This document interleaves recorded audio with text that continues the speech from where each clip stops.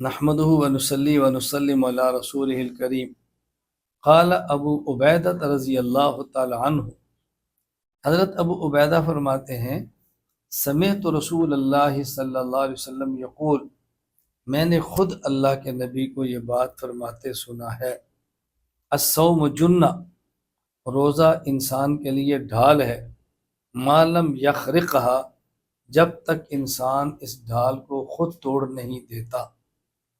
کیا رسول اللہ صلی اللہ علیہ وسلم کے الفاظ مبارک فصاحت اور بلاغت ہے۔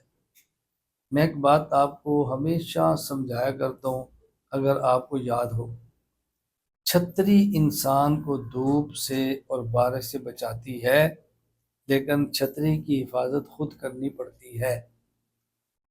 چھتری کو اس کے سوراخ بند کرنے پڑتے ہیں، پھر چھتری پانی سے بچاتی ہے۔ ہم اگر کسی مکان میں ہیں تو مکان ہمیں محفوظ کرے گا، لیکن اس مکان کو محفوظ ہم نے رکھنا ہے۔ تو آپ نے فرمایا کہ روزہ ڈھال ہے، کب تک؟ جب انسان گناہ کر کے اس ڈھال کو خود ہی توڑ نہ دے، خود ہی سوراخ نہ کر لے۔ سمجھایا کیا بات کو ہے؟ اگر گناہ نہیں کرو گے تو یہ ڈھال کے اندر سوراخ نہیں ہوں گے، یہ روزہ تمہاری حفاظت کرے گا، تم تک نہ گناہوں کی گرمی نہ گناہوں کی سردی، کچھ بھی نہیں بچے گی، چھپ جائیں گے، تم محفوظ رہ جاؤ گے۔